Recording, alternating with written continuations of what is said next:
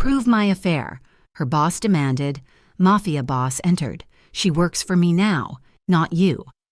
The fluorescent lights of the Zealous and Dynamics Compliance Department hummed with a sound that seemed designed to induce migraines. Ava Lynn pressed the heels of her hands against her eyes, trying to push back the exhaustion that had settled deep in her bones.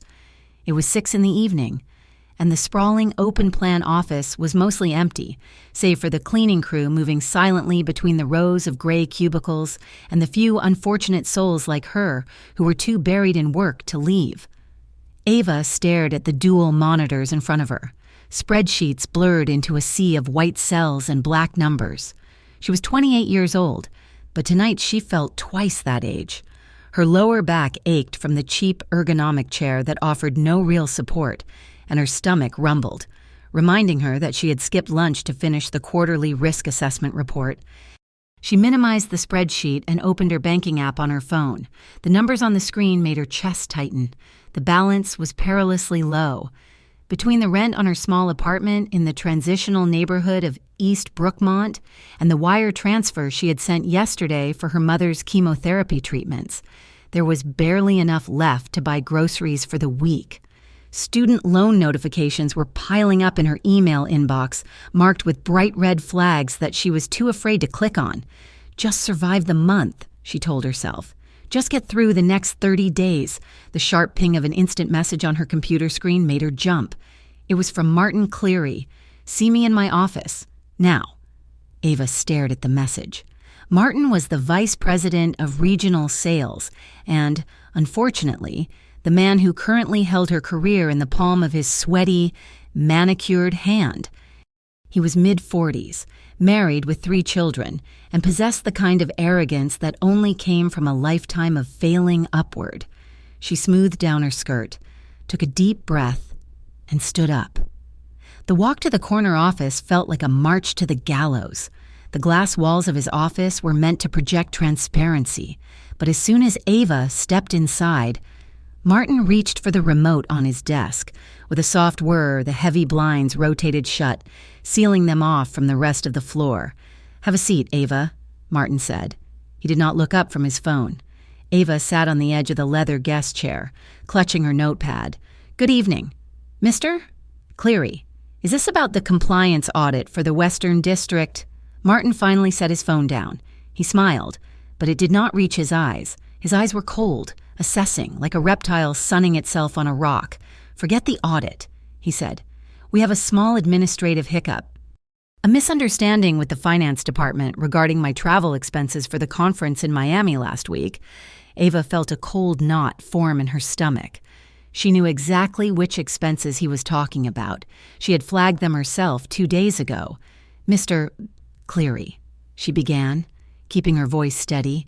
The system flagged the receipts because they were for a double occupancy suite at a resort that was 40 miles away from the conference center. Additionally, there were charges for 2 airline tickets. The second ticket was issued to a Miss Jessica Moore. Jessica Moore was a 22-year-old marketing intern. The office rumor mill had been buzzing about them for months. Martin waved a hand dismissively, standing up and walking around his desk. He leaned against the edge of the mahogany surface, crossing his arms. He was too close. Ava could smell his cologne, a heavy musk that was trying too hard to mask the scent of stale scotch. "Jessica was there for training," Martin said smoothly. "Vital professional development, and the hotel? The conference hotel was booked. I had to improvise. You know how it is. Ava, we have to be agile in this business. The policy requires pre-approval for non-standard lodging," Ava said, reciting the handbook she knew by heart, and intern travel requires HR authorization. Neither of those forms are in the system. Martin sighed, a sound of exaggerated patience. He took a step closer, invading her personal space. Ava resisted the urge to shrink back into the chair. "Ava, look at me." She forced herself to meet his gaze. "I'm not asking for a lecture on policy," Martin said, his voice dropping to a low, intimate register that made her skin crawl. "I am asking for a solution. I need those flags removed. I need you to go into the back end, override the compliance hold, and approve the expenses. Just mark them as executive discretion. He was asking her to commit fraud. It was not just a policy violation, it was a fireable offense, potentially even a legal issue if the auditors dug deep enough. I cannot do that, Martin, Ava said. My user ID is tagged on every action I take in the system. If I override a red flag without documentation, I could lose my job. Martin chuckled, a dry, humorless sound. He leaned down, placing his hands on the arms of her chair. Trapping her, Ava. Let us be realistic. Your job stability does not depend on some algorithm in the server room. It depends on me. I am the one who signs off on your performance reviews. I am the one who decides if you get that senior analyst promotion you have been desperate for. He paused, letting the threat hang in the air like smoke. Then, his expression shifted. The menace softened into something slimier, something more suggestive. You are a smart girl, Ava. Beautiful, too. You work so hard, always here late, always so stressed. I could take care of you, if you take care of me. Ava felt the blood drain from her face. He was not just asking her to cover up his affair. He was opening the door for her to join it. I need to get back to my desk, Ava said, her voice trembling slightly.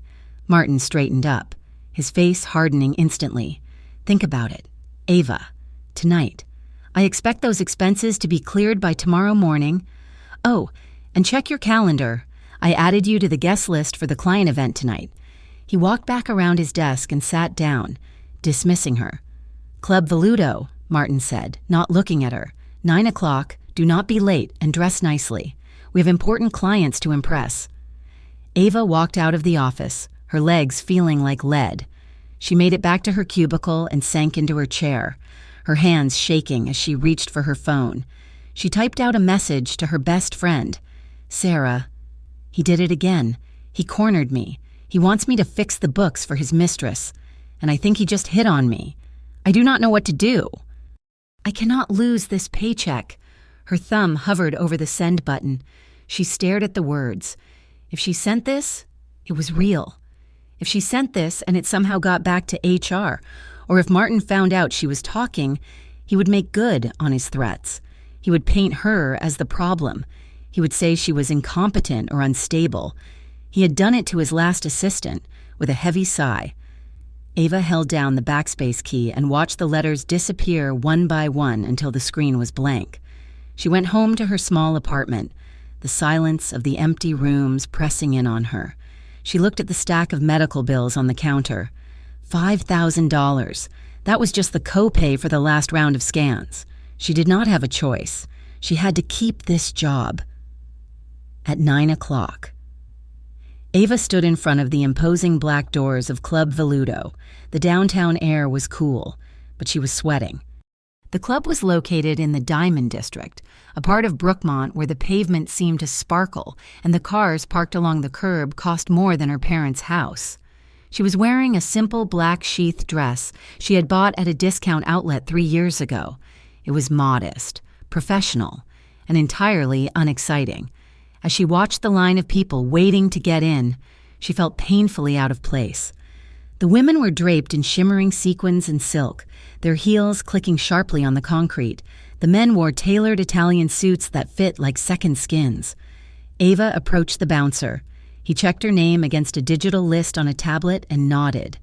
Unhooking the velvet rope, inside, the club was a sensory overload. The lighting was dim, dominated by pulsating violet and deep red hues. The music was a low, thrumming electronic beat that vibrated in the floorboards. The air smelled of expensive perfume, ozone, and chilled vodka. She scanned the room, looking for Martin or the clients from Zelison. The main floor was a sea of moving bodies, but the perimeter was lined with plush leather booths. She made her way toward the bar to get a glass of water, needing a moment to steel herself before facing her boss. She leaned against the polished marble counter, trying to make herself small. That was when she felt eyes on her. It was not the leering gaze of a drunk patron. It was heavy, steady, and terrifyingly alert. Ava turned her head slightly. Standing at the far end of the bar, separated from the crowd by an invisible radius of respect, was a man. He was tall, With broad shoulders that filled out an immaculate dark suit, he was not drinking. He was just watching. He had dark hair, swept back from a face that was too harsh to be traditionally handsome, but too striking to look away from. His sleeves were rolled up just to the elbows, revealing forearms that were thick with muscle. On his left arm, a faint, jagged white line traced a path from his wrist, disappearing up toward his elbow. A scar. It looked old, and it looked violent. He was looking straight at her. His eyes were dark, intelligent, and unreadable. He did not smile. He simply observed her, noting the way she clutched her purse, the tension in her shoulders, the way she stood slightly apart from the bar. He saw her discomfort. Ava felt a flush of heat rise up her neck. She quickly looked away, staring down at her hands. Ava! The voice made her flinch. Martin appeared out of the crowd, his face flushed with alcohol. He grabbed her upper arm, his grip tight and possessive. "I told you 9 o'clock, Martin snapped, though the music drowned out the edge in his voice to anyone else. "We are in the VIP section. Come on." He dragged her away from the bar. As she stumbled after him, she felt that heavy gaze on her back again, burning through the black dress. Martin led her past the main dance floor and up a short flight of stairs to the VIP mezzanine. It was separated from the rest of the club by heavy velvet curtains and glass partitions. He steered her into a semi-private booth where a half-empty bottle of champagne sat in an ice bucket. There were no clients. The booth was empty except for them. "Where are the representatives from Cyberdyne?" Ava asked, pulling her arm from his grasp. "Running late," Martin lied. He did not even try to make it convincing. He sat down and patted the leather seat next to him. "Sit down, Ava. Have a drink." "I do not want a drink," Ava said, remaining standing. "Sit down," Martin commanded. His voice was not loud, but it was sharp. Reluctantly, Ava sat on the edge of the booth, leaving as much space between them as possible. Martin reached into his jacket pocket and pulled out a manila envelope. He tossed it onto the table in front of her. "The receipts," he said, "and the login credentials for the admin override. I want you to do it tonight. Use your phone. Access the portal and approve my affair." The bluntness of his words hung in the air. He was not using euphemisms anymore. "Martin, please," Ava whispered. "I cannot go to jail for you." "Who said anything about jail?" Martin scoffed. He poured a glass of champagne and slid it toward her. "You are being dramatic. It is just numbers. Ava, just ones and zeros." He shifted on the seat, sliding closer to her. Ava pressed herself against the armrest, but there was nowhere to go. "You know," Martin murmured, his gaze dropping to her legs, "I could make things very easy for you at Zellison. I could make sure you never have to worry about a performance review again. I could take care of that debt I know you are drowning in." He placed his hand on the leather seat, just inches from her thigh. Then he moved it. His warm, damp palm settled on her knee, squeezing firmly. "You just have to make me feel taken care of," he said. Ava reacted on instinct. She stiffened, her whole body going rigid. She grabbed his wrist and shoved his hand away. "No," she said, her voice rising above the music. "Do not touch me." Martin recoiled, his face twisting into a mask of ugly rage. The veneer of the corporate executive vanished, replaced by a petty, vindictive bully. "You ungrateful little brat," he hissed. "Do you know who you are talking to? I can destroy you. I can walk out of here and call HR right now. I will tell them you were drunk. I will tell them you propositioned me. Who do you think they will believe, the VP or the desperate compliance officer who cannot pay her rent?" Ava trembled, tears stinging her eyes. He was right. In the corporate world, truth did not matter, power mattered, and she had none. Martin leaned in again, sensing her fear. "You are going to pick up that phone. You are going to approve those expenses. And then you are going to show me a little appreciation. Or so help me God. You will never work in this industry again." He reached for her again, grabbing her shoulder to pull her toward him. "Excuse me." The voice was deep, calm, and cut through the tension like a razor blade. Martin froze. Ava looked up. Standing at the entrance of the booth was the man from the bar. Up close, he was overwhelming. He loomed over the table, his presence sucking the oxygen out of the small space. His face was impassive, but there was a kinetic energy radiating from him, a coiled violence that terrified her and yet, in this moment, felt like salvation. "This is a private conversation," Martin snapped, trying to muster his authority. "Get lost." The man ignored him completely. He looked at Ava. His eyes swept over her face, noting the fear, the tears in her eyes, and the way she was shrinking away from Martin. "Is this man bothering you?" he asked. His voice was polite, but it carried an undercurrent of steel. "She is my employee," Martin spouted, standing up to confront the stranger. "We are discussing work matters. Who the hell are you?" The man finally looked at Martin. It was a look of absolute indifference, as if Martin were an insect that had crawled onto a dinner plate.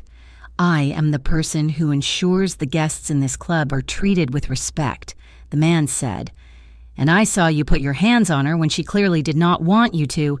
He stepped into the booth, placing himself physically between Ava and Martin. The movement was fluid and graceful. He turned his back to Martin, effectively dismissing him, and looked down at Ava. "Gather your things," he said softly. Martin's face turned purple. "Now listen here. Buddy, you have no right to interfere. She works for me. She does what I say." The man turned his head slowly. He did not raise his voice. He did not shout. He simply pinned Martin with a stare so cold it could have frozen water. "Not anymore," the man said. He turned fully to face Martin, taking a step forward that forced Martin to stumble back out of the booth. "She works for me now, not you." The air in the VIP section seemed to shift. Two large men in dark suits materialized from the shadows near the entrance of the booth. They did not say anything. They just stood behind the stranger, their hands clasped in front of them. A passing waiter stopped, looked at the stranger, and immediately bowed his head, backing away to give them space. Martin looked at the bodyguards, then back at the stranger. The realization dawned on him slowly. This was not a bouncer. This was not a manager. This was someone who owned the room, perhaps the whole building. Martin swallowed hard. He adjusted his tie, his hands shaking slightly.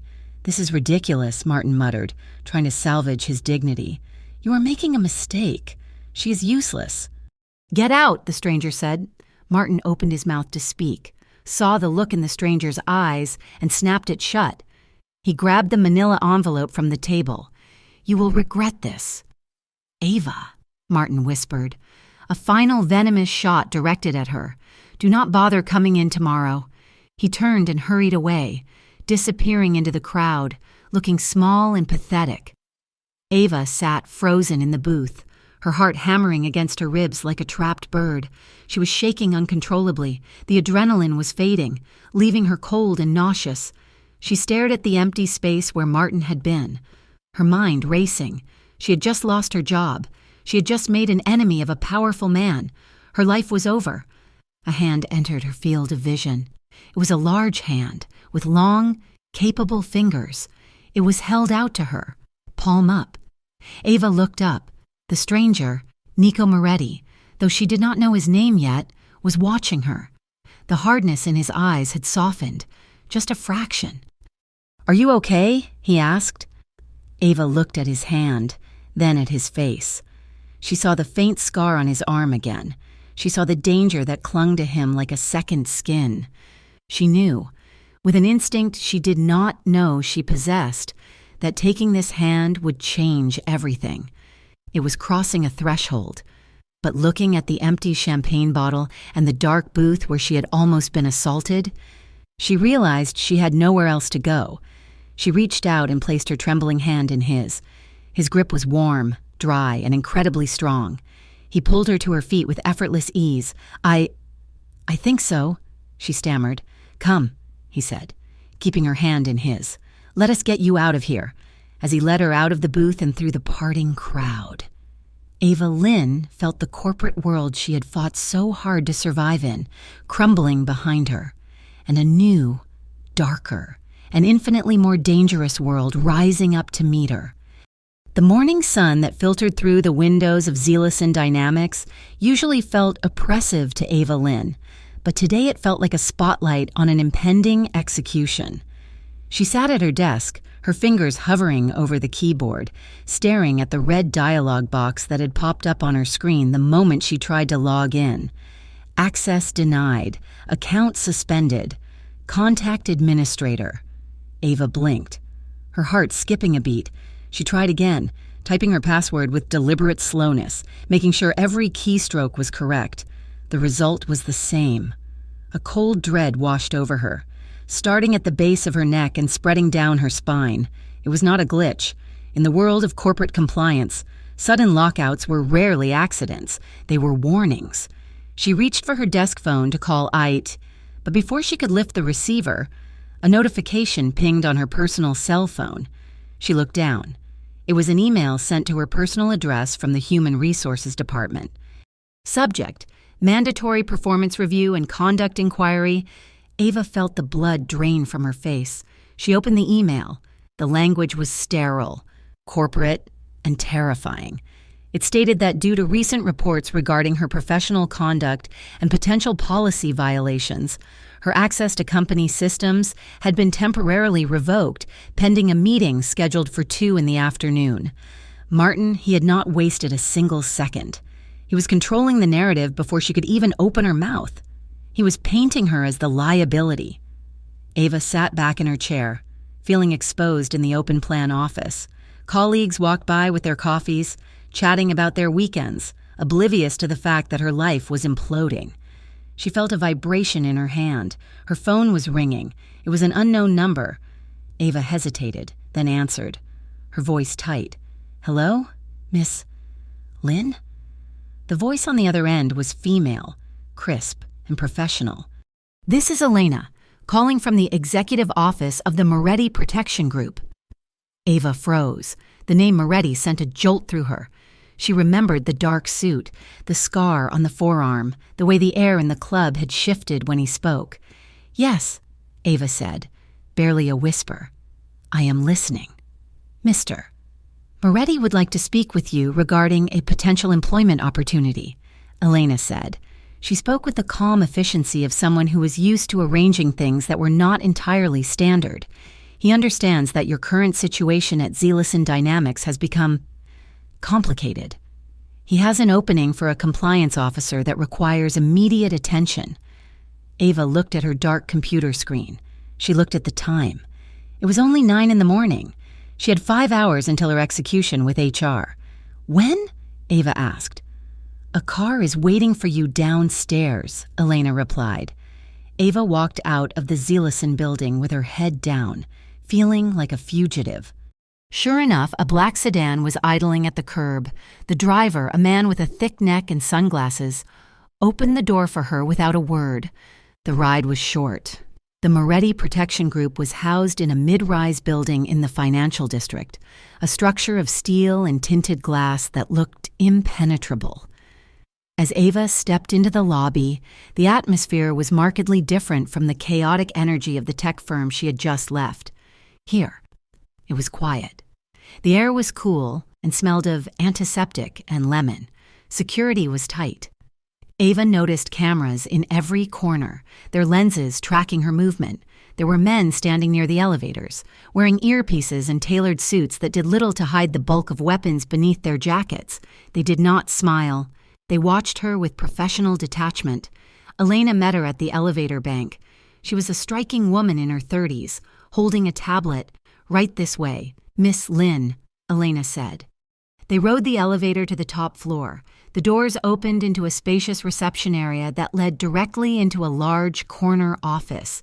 The walls were floor-to-ceiling glass, offering a panoramic view of the city skyline, a view that seemed to suggest ownership of everything below. Nico Moretti stood by the window, his back to the door. He was on the phone, speaking in a low, rapid cadence that Ava could not quite catch. As she entered, he hung up and turned around. In the daylight, he looked even more imposing than he had in the club.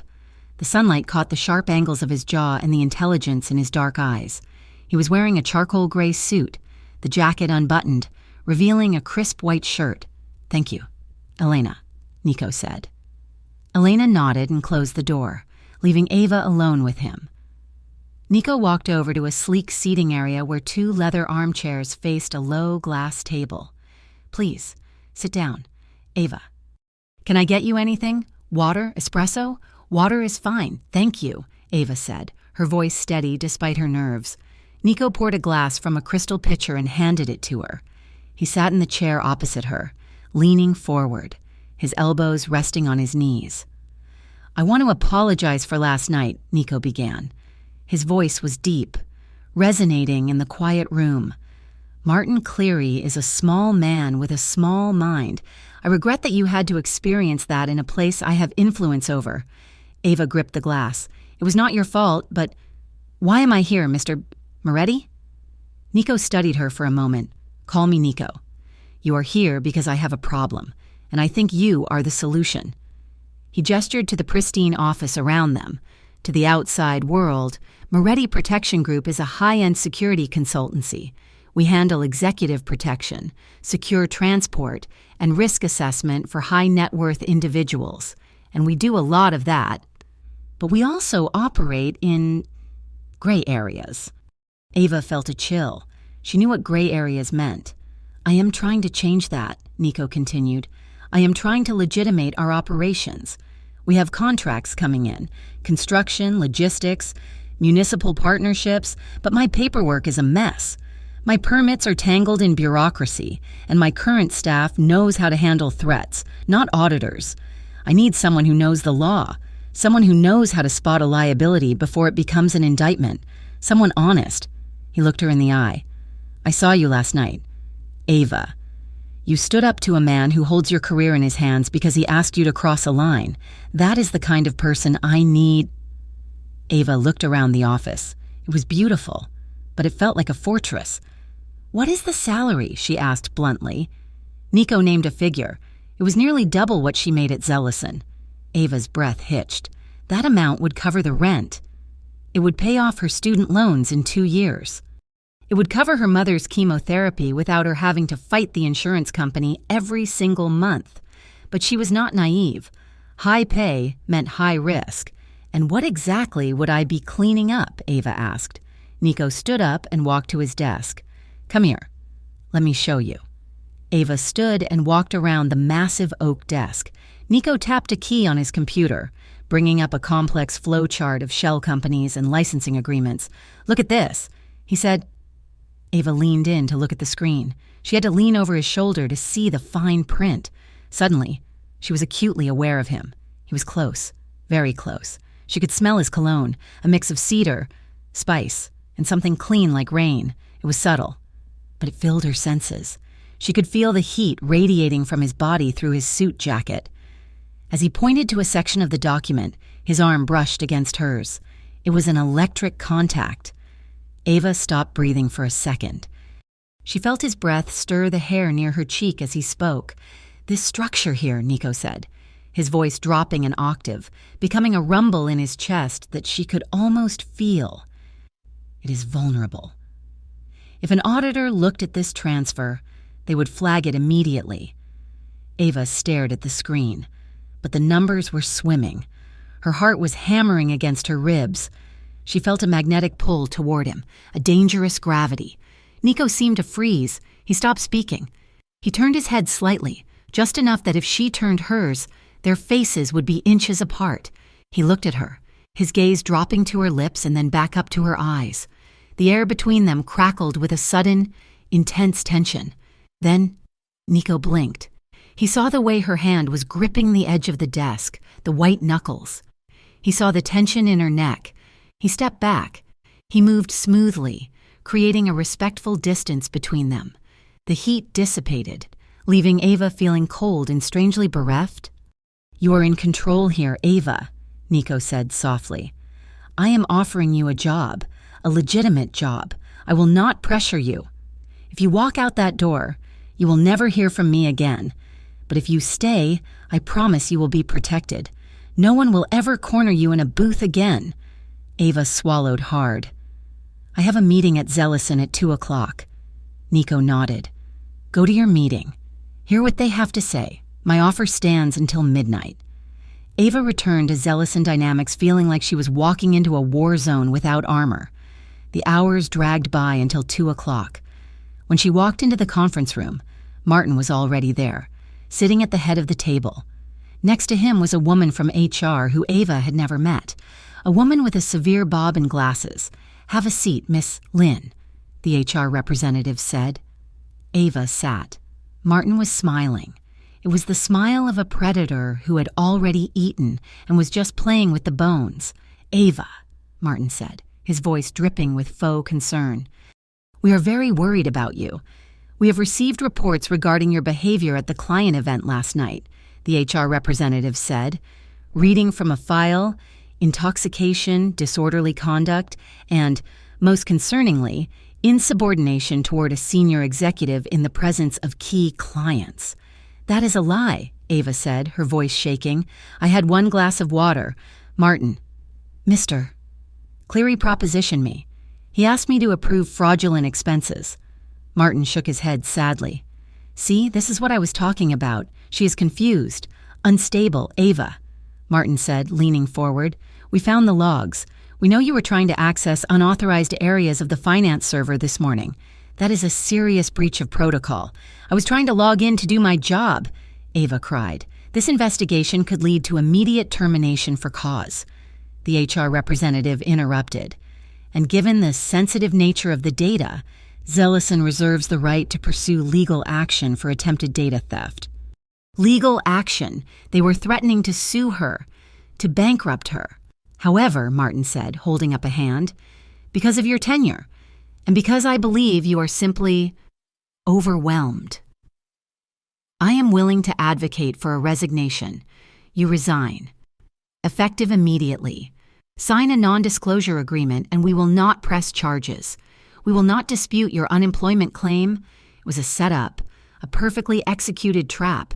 If she fought them, they would bury her in legal fees she could not afford. They would ruin her reputation so she could never work in compliance again." Ava looked at Martin's smug face. She realized then that there was no justice here. There was only leverage. I need to think," Ava whispered. "You have until the end of the day," the HR representative said. Ava stood up, her legs trembling. She walked out of the conference room, down the long gray hallway, and toward the elevators. She felt like she could not breathe. The walls were closing in. Her career was over. Her financial stability was gone. Martin had won. She pressed the button for the lobby, tears blurring her vision. The elevator doors slid open. Ava gasped. Leaning against the back wall of the empty elevator was Nico Moretti. He pushed off the wall as the doors opened. He was looking at the floor numbers, but his head snapped up the moment he saw her. He took in her pale face, the tears standing in her eyes, the way she was holding herself together by a thread. He did not say a word. He just reached out and held the door open. Ava stepped inside. The doors closed, sealing them in the quiet metal box. "What are you doing here?" Ava asked, her voice cracking. "Security consult for the building management," Nico said. His voice was low, dangerous, but that is a lie. "I was waiting for you." Ava let out a wet, ragged laugh. "You knew. I know men like Martin," Nico said. "I knew what he would do." The elevator descended. Ava leaned her head back against the metal wall and closed her eyes. "He won," she whispered. "He's going to fire me. He's going to ruin me if I do not resign. He called me unstable. He said I was the one who—" She could not finish the sentence. The humiliation was a physical weight in her chest. The elevator stopped, but not at the lobby. Nico had pressed the emergency stop button. The sudden halt made Ava open her eyes. "He's not going to win," Nico said. He stepped closer to her. The elevator was small, and suddenly it felt intimate, charged with the same electricity as his office, but sharper now, fueled by her anger and his intensity. "You do not understand," Ava said, tears finally spilling over her cheeks. "I have nothing. I have debt. I have a sick mother. I cannot fight him. I am just a compliance officer. I am nobody." Nico moved then. He closed the distance between them in a single stride. He reached out and cupped her face in his hands. His palms were warm, his fingers strong against her jaw, forcing her to look up at him. "You are not nobody," he said fiercely. "You are the woman who stood your ground when everyone else would have folded." Ava looked into his eyes. They were dark, swirling with an emotion she could not name: anger, protectiveness, and something else. Something hot. "I am scared." "Nico," she admitted, her voice trembling. "I am terrified of your world. I am ashamed that I am even considering it. But I hate him so much. I know," Nico murmured. His thumbs brushed away the tears on her cheeks. "I will not let him crush you. You come work for me, and Martin Cleary becomes a ghost. He becomes nothing." The promise hung in the air, seductive and absolute. Ava felt the fight go out of her, replaced by a desperate need for the safety he was offering. She looked at his mouth. She saw the tension in his jaw. Her heart hammered against his chest as she leaned into him. It was an impulse born of fear and adrenaline and a sudden overwhelming attraction to the man who was offering to stand between her and the abyss. She leaned forward. Nico did not pull away. He made a low sound in his throat and lowered his head. Their lips met. It was not a gentle kiss. It was slow, hungry, and desperate. Ava let out a small gasp as his mouth moved over hers, firm and commanding. She reached up, clutching the lapels of his expensive suit, pulling him closer. She needed to feel him, to make sure he was real. Nico's hand slid from her face down to her waist, anchoring her against him. He pulled her body flush against his, and she could feel the hard planes of his chest, the strength in his arms. The kiss deepened, becoming a frantic exchange of breath and heat. It tasted of coffee and mint and raw, unfiltered need. For a moment, the corporate world, the threats, the debt, it all vanished. There was only the concrete reality of the elevator, the hum of the machinery, and the man holding her as if he would never let her go. It felt dangerous. Yes, but for the first time in months, Ava felt safe. She felt seen. Nico pulled back slowly, resting his forehead against hers. His breathing was ragged. Ava's lips were swollen, her pulse racing in her neck. He kept his hands on her waist, his thumbs stroking the fabric of her blouse in a soothing rhythm. "We have to be careful," he whispered, his voice rough. "If you come into my world, there is no going back to this." Ava looked up at him. She saw the warning in his eyes, but she also saw the plea. He wanted her. He needed her just as much as she needed his protection. She took a deep breath, steadying herself. She thought of Martin's smug face. She thought of her mother's medical bills. She thought of the way Nico had looked at her when he said, "She works for me now." "I accept," Ava said. Nico searched her face, looking for any sign of hesitation. When he found none, he nodded once. He released her waist and stepped back, fixing his jacket, though his eyes lingered on her lips. He reached out and pressed the button to restart the elevator. "Go upstairs," Nico said, his voice returning to that cool, professional cadence, though the heat was still simmering beneath it. "Resign. Sign their papers. Do not say a word. Just leave. My driver is still outside. He will take you to my office." Ava nodded. She smoothed her skirt and wiped her face. As the elevator doors opened into the lobby, Ava Lynn stepped out. She was no longer the victim. She was no longer just a corporate compliance officer. She was walking toward a new title, a new life, and a man she barely knew but was already starting to trust with her life. She was a risk and ethics consultant for the Moretti Protection Group, and Martin Cleary had no idea what was coming for him. Ava Lynn had always assumed that the criminal underworld operated in chaos, a place of shouted orders and messy violence. She was wrong. Her first week at the Moretti Protection Group was not chaotic. It was dizzying in its precision. The offices were quieter than the frenetic floors of Zealous Dynamics, but the stakes felt infinitely higher. Ava spent her days buried in a corner office that Elena had set up for her, surrounded by stacks of binders that smelled of old paper and toner.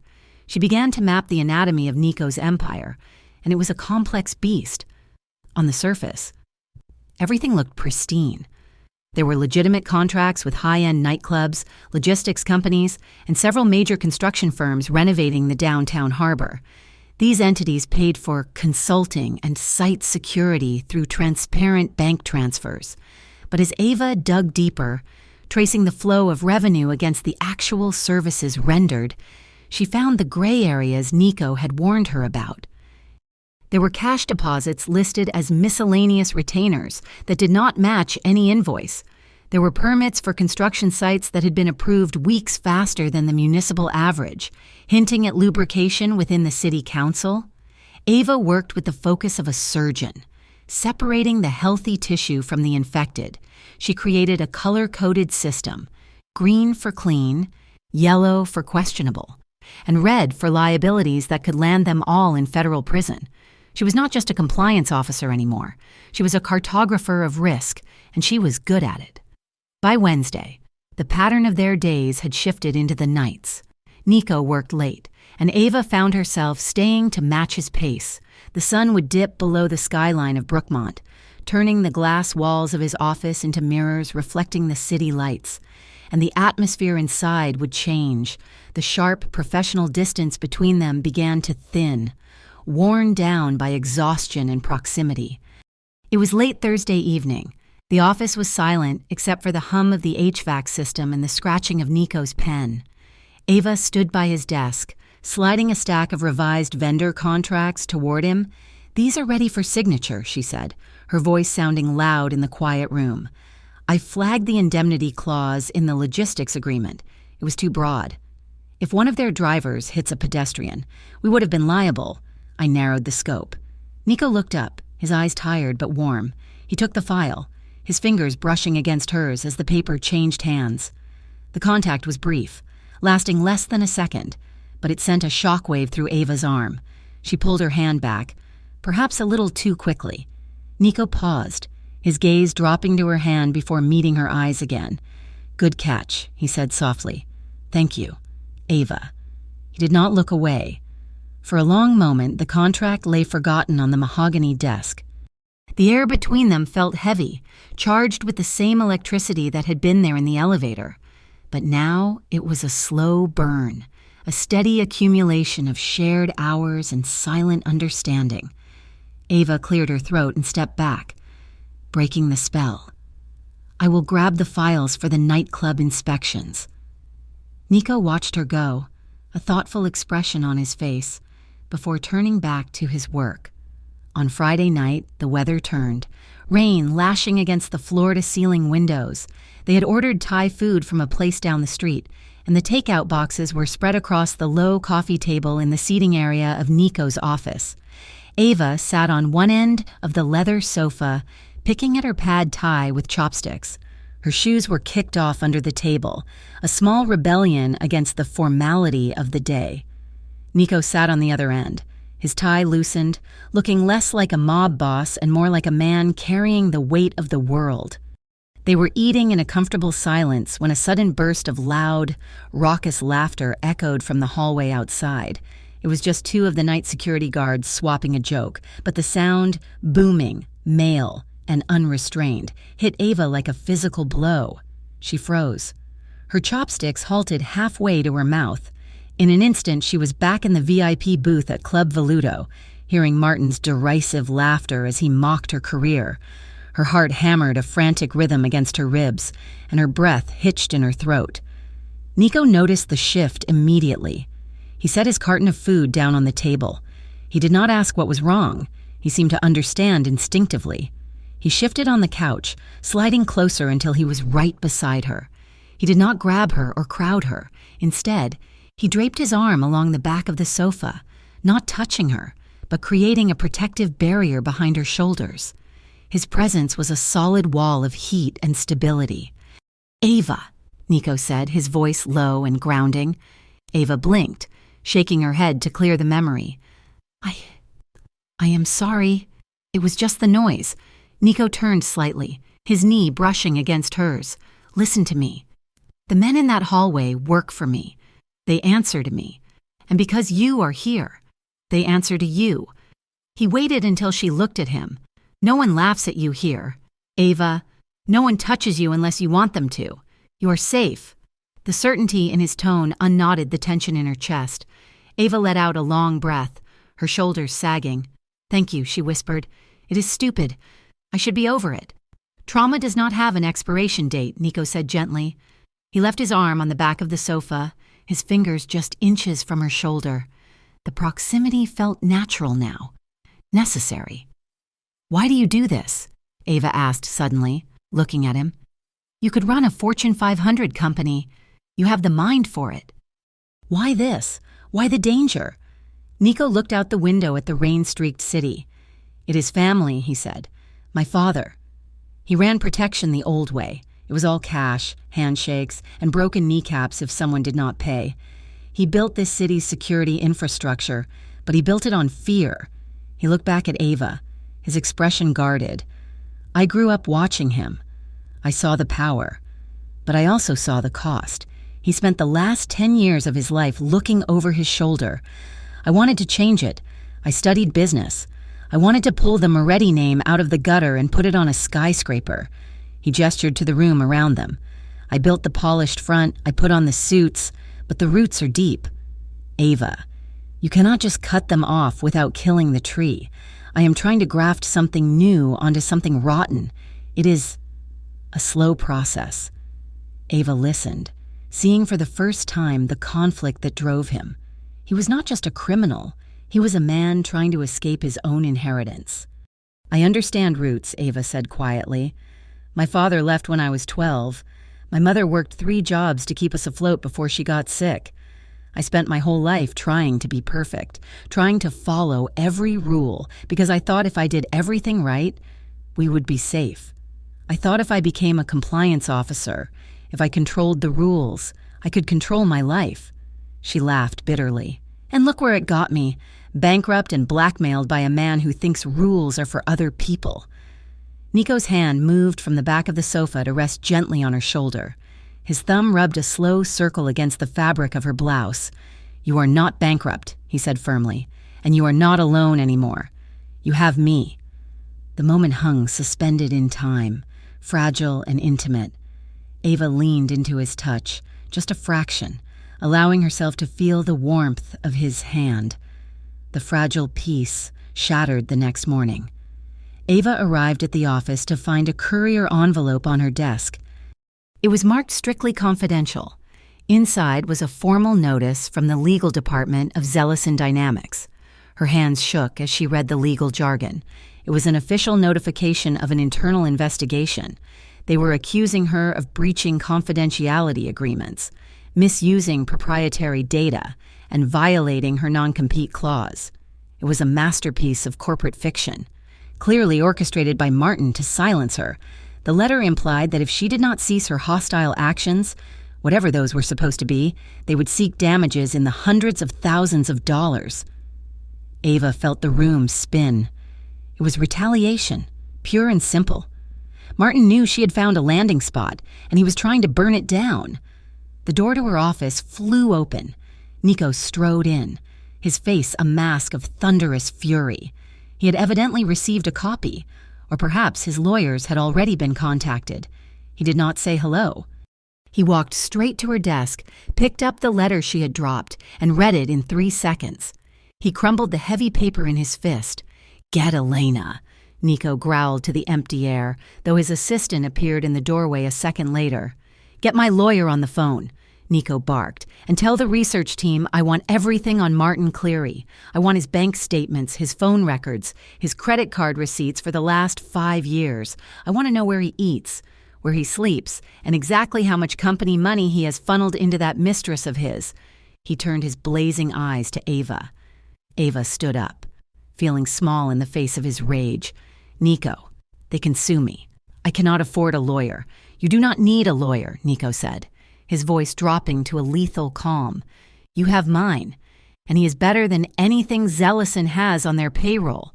He walked around the desk and stood in front of her, the crumbled paper still in his fist. "He's trying to scare you," Nico said. "He is trying to isolate you, but he made a mistake. He poked the wrong bear." Nico's intensity was terrifying, but it was also fiercely vindicating.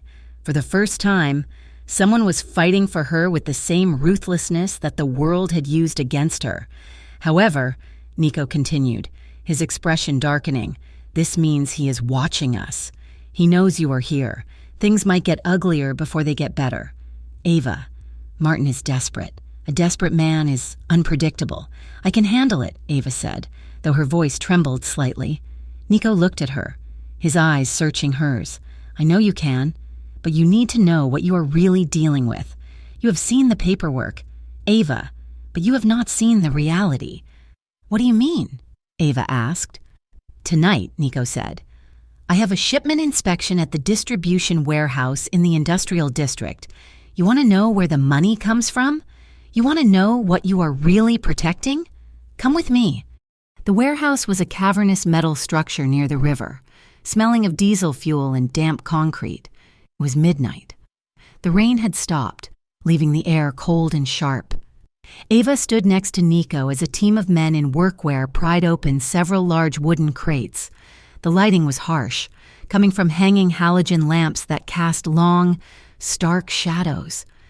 Nico walked over to one of the crates and inspected the manifest. He nodded to the foreman. Show me, he said. The foreman pulled back the packing straw. Ava stepped closer, expecting to see electronics or perhaps luxury goods. Instead, she saw the dull, terrifying glint of matte black metal. They were automatic rifles, dozens of them packed in grease, neat and lethal. Ava felt the blood drain from her face. She took a stumbling step back. Guns? She whispered. You are running guns. Nico turned to face her. His face was hard, unapologetic in the stark light. We provide security for private contractors in conflict zones, he said evenly. These are licensed exports. You said you were legitimate, Ava's voice rose, echoing off the metal walls. You said you were trying to fix things.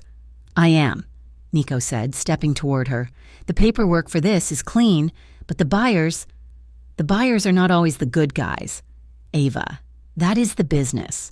That is the world. I cannot do this, Ava said, panic rising in her chest. She felt betrayed. The warmth of the office, the intimacy on the couch, it all felt like a lie. This was the reality. Cold steel and death. She turned and ran toward the loading bay doors. Ava, Nico shouted. She pushed through the heavy metal door and stumbled out into the night. The air was freezing. She wrapped her arms around herself, walking fast toward the gravel parking lot, her breath coming in white clouds. She did not know where she was going. She just needed to get away from the guns. From him. Footsteps crunched heavily on the gravel behind her. Ava, stop! Nico caught her by the arm. He did not yank her, but his grip was firm enough to halt her momentum. He spun her around. Let go of me, Ava yelled, trying to wrench her arm free. You lied to me. I never lied to you, Nico shouted back, his voice cracking with a raw intensity she had never heard before. I told you it was gray. I told you I was trying to change it, but I cannot turn an ocean liner around in a bathtub. Ava! He pulled her closer, forcing her to look at him. His hair was windblown, his eyes wild with frustration and fear. I wanted you to see it, he said, his chest heaving. I wanted you to see the worst of it so you could decide. Because I cannot have you looking at me like I am a hero when I am still standing in the mud. I do not want a hero, Ava cried, tears hot on her cold cheeks. I wanted safety.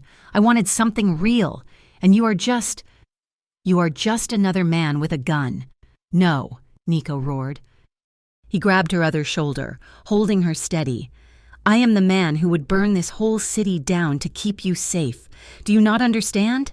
Martin comes after you. I destroy him, not because it is business, but because it is you. The confession hung in the cold air between them, stunned and vibrating.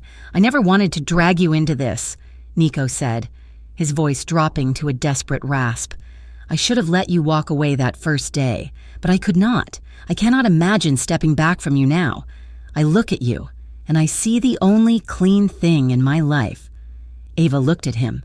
She saw the torture in his eyes. She saw the monster he was afraid he was, and the man he desperately wanted to be for her. The anger in her chest collided with a wave of longing so powerful it nearly knocked her over. He was dangerous. Yes, but he was hers. and he was fighting a war she was only just beginning to understand. Something inside her snapped. The fear vanished, replaced by a fierce, blinding need to bridge the gap between them. Ava reached out, grabbed the front of his expensive shirt in both fists, and yanked him down. Nico made a guttural sound as their mouths crashed together. It was not a sweet kiss. It was a collision. It was an argument continued in a different language. Ava vented all her frustration, her fear, and her desire against his lips. She kissed him with a hunger that frightened her, opening to him, demanding everything. Nico responded instantly.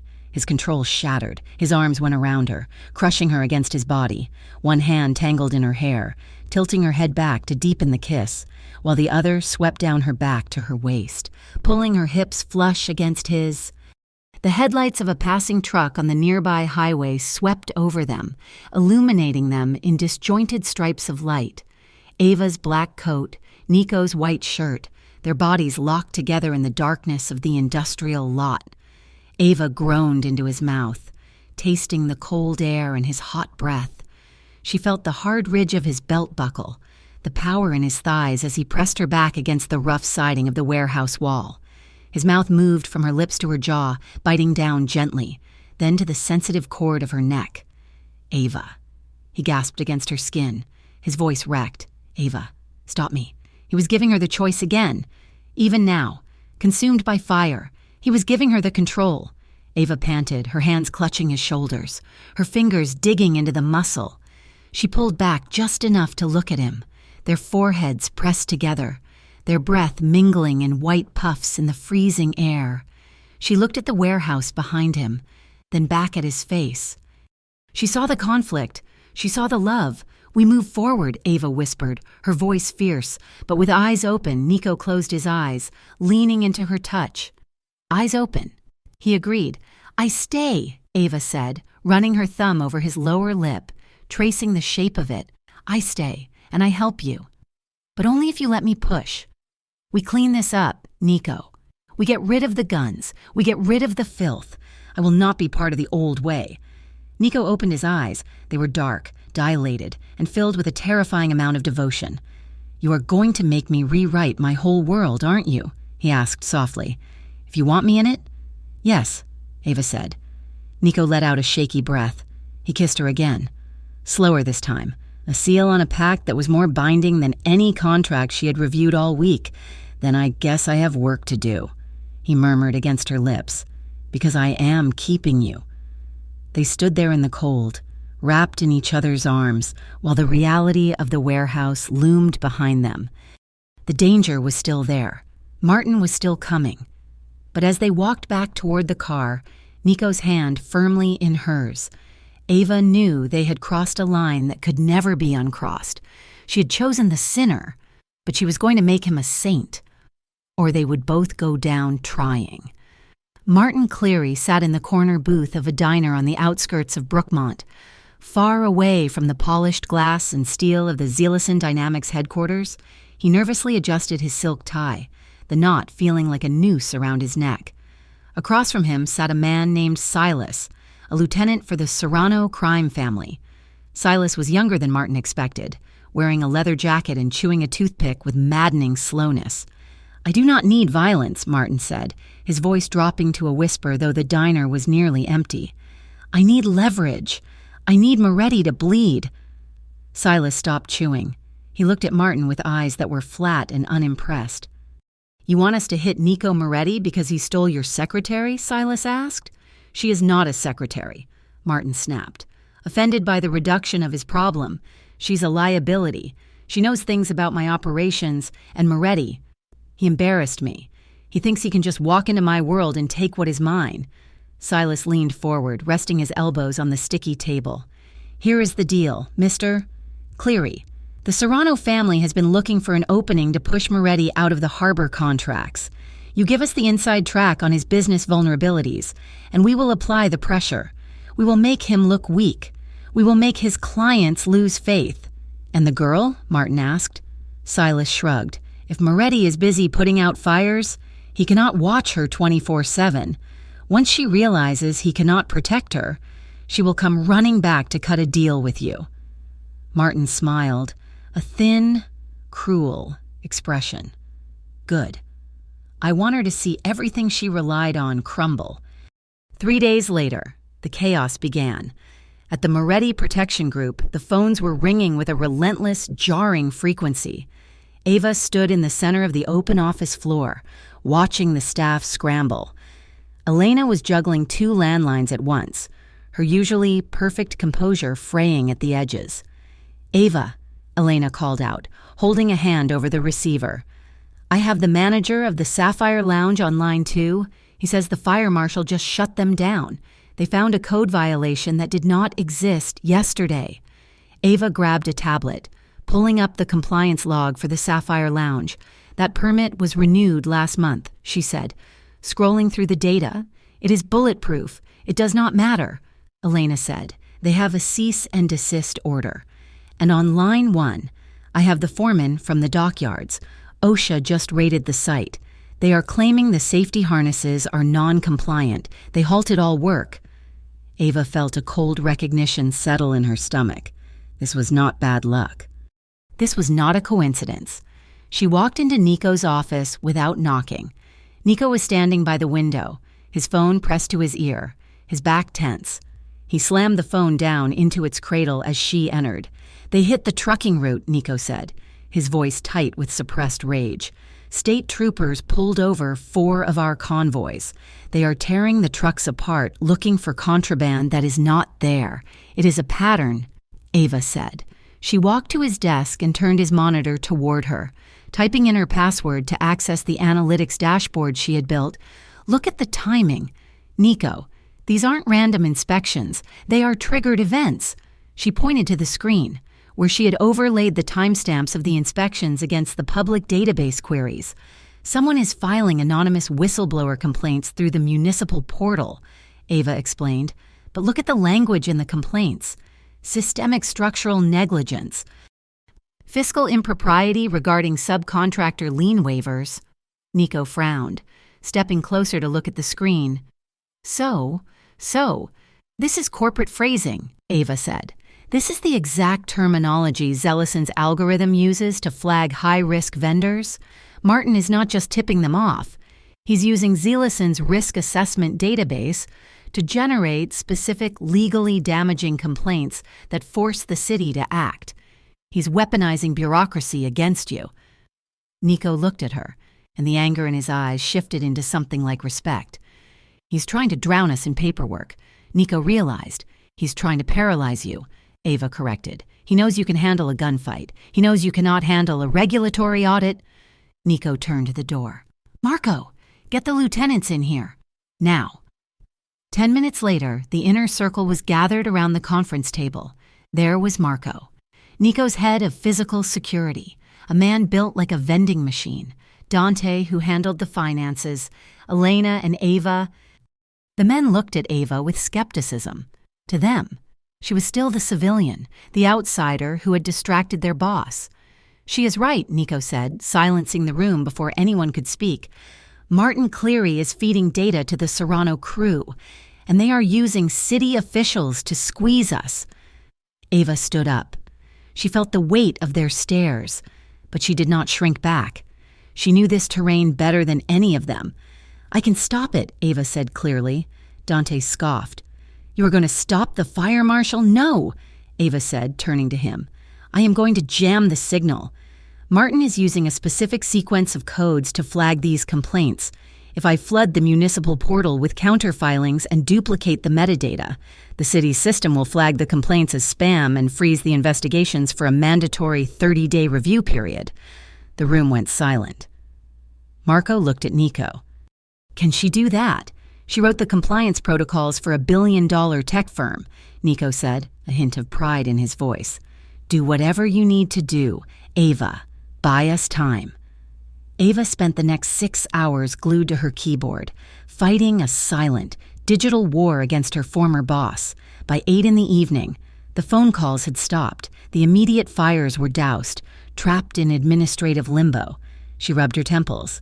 Exhausted. "Go home," Nico said, appearing at the door of her small office. "You did good today. I can stay." Ava said, "No, you are tired. Mistakes happen when you are tired. Go home. Get some sleep. Marco will walk you to your car." The drive to her apartment was usually a short 20 minutes. It was raining again, a sleek drizzle that made the streets of Brookmont shine like obsidian. Ava navigated the winding roads that led toward the older district where she lived. She was thinking about the look on Nico's face when she had explained the plan. He had looked at her not as a woman he wanted to protect, but as a partner. The thought warmed her chest. She crested a hill and began the descent toward the river bridge. She tapped the brake pedal to slow down for the curve. The pedal went all the way to the floor. Ava frowned. She lifted her foot and pressed again. Nothing. The pedal was loose, offering no resistance. Panic, sharp and immediate, spiked in her blood. The car was accelerating on the decline. The speedometer climbed past 40, then 50. "Oh God," Ava whispered. She pumped the brakes frantically. Nothing happened. The curve was coming up fast, a sharp right turn with a guardrail that looked terrifyingly flimsy. She gripped the steering wheel so hard her knuckles turned white. She remembered a safety training video from years ago. "Do not pull the emergency brake at high speed or you will spin." She downshifted the gear stick, forcing the engine to scream in protest. The car jerked, slowing slightly, but not enough. The turn was right there. Ava gritted her teeth and steered into the turn, tires screeching against the wet asphalt. The back end of the car fishtailed. She steered into the skid, her heart hammering in her throat. The car slid sideways, the passenger side scraping violently against the metal guardrail with a shower of sparks and the shrieking sound of tearing metal. The friction slowed the vehicle. Ava finally yanked the emergency brake. The car spun 180 degrees and came to a halt in the middle of the bridge, facing the wrong way. Silence rushed back in, broken only by the sound of the rain and her own ragged breathing. Ava sat there, shaking uncontrollably, her hands frozen to the wheel. She looked down at her legs. She was unhurt. Her phone rang. It was connected to the car's Bluetooth. "Ava?" It was Nico. His voice was casual. "Just checking you made it in." Ava opened her mouth, but only a sob came out. "Ava!" Nico's voice sharpened instantly. "Talk to me. What happened? My brakes." Ava gasped. They didn't work. Where are you?" The casualness was gone, replaced by pure, undistilled command. "The bridge." Ava wept. "The East River Bridge. Stay in the car. Lock the doors. Do not open them for anyone but me. I am 2 minutes away." When Nico arrived, he did not come alone. A convoy of 3 SUVs screeched to a halt around her stalled car, blocking off the bridge. Nico was out of the lead vehicle before it fully stopped. He ripped her door open. He did not ask if she was okay. He pulled her out of the seat and crushed her against his chest, burying his face in her hair. He was shaking. Marco was already under the car with a flashlight. "It is cut," Marco called out, his voice grim. "Clean slice on the hydraulic line. This was not wear and tear. Boss, this was sabotage." Nico stiffened. He pulled back and looked at Ava, his hands framing her face, checking her for injuries. "You are not going back to your apartment," he said. His voice left no room for argument. "Where am I going?" Ava asked, her voice trembling. "My place," Nico said. Nico's penthouse was located atop one of the tallest residential towers in the city center. It was a fortress of glass and steel, accessible only by a private elevator that required a retinal scan. Ava stood in the center of the living room, hugging her arms around herself. The space was breathtakingly beautiful and utterly impersonal. The furniture was Italian leather, sleek and modern. The view showed the entire city grid of Brookmont, glittering like a circuit board below. It felt cold. It felt like a museum, not a home. "I will have Elena bring clothes for you tomorrow," Nico said. He had been pacing the perimeter, checking the locks on the terrace doors, though they were 40 stories up, for tonight. He disappeared into a hallway and returned with a folded white dress shirt. "It is clean," he said. "The bathroom is through there. Take a hot shower. You are shivering." Ava took the shirt. "Thank you." 20 minutes later, she emerged. She had showered the cold sweat of the accident off her skin, but the fear still clung to her. She was wearing Nico's shirt. It was massive on her, the hem hitting her mid-thigh, the sleeves rolled up 4 times to free her hands. It smelled of him, cedar and rain, and the scent was both comforting and overwhelming. She felt ridiculous. She felt exposed. She wandered into the kitchen to make tea, her hands still unsteady. As she poured the boiling water, a spasm of nerves made her jerk. The mug tipped over, splashing hot water and tea across the pristine quartz countertop. "Damn it," Ava whispered, tears springing to her eyes. It was such a small thing, but it broke the dam. She grabbed a towel, frantically wiping at the spill, feeling like an intruder who ruined everything she touched. Ava. She spun around. Nico was standing in the doorway. He had taken off his suit jacket and tossed it over a chair. His tie was undone, hanging loose around his neck, and the top 2 buttons of his shirt were open. He looked exhausted, the tension etched deep into the lines around his eyes. "I am sorry," Ava stammered. "I am just clumsy. I do not belong here. Look at this place. Look at me." Nico walked over to her. He took the towel from her hand and set it aside. He did not look at the spill. He looked at her. "You are the only real thing in this entire apartment," he said quietly. He took her hand and led her away from the kitchen, out onto the balcony. The wind was high up here, whipping her hair across her face, but the rain had stopped. The city sprawled beneath them, a million lights representing a million lives that were safer than hers right now. Nico leaned against the railing, looking down.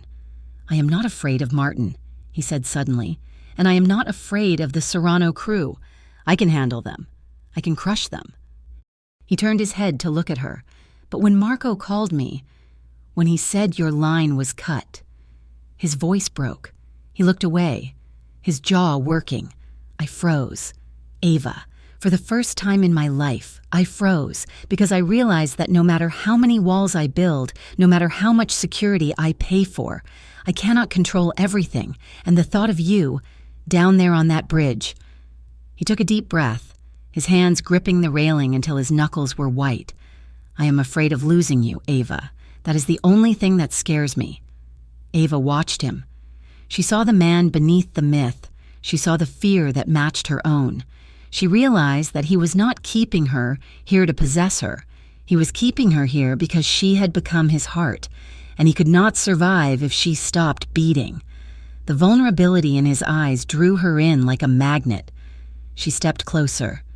"You did not lose me," she whispered. "I am right here." She reached out and covered his hand on the railing. He turned his hand over, lacing his fingers through hers.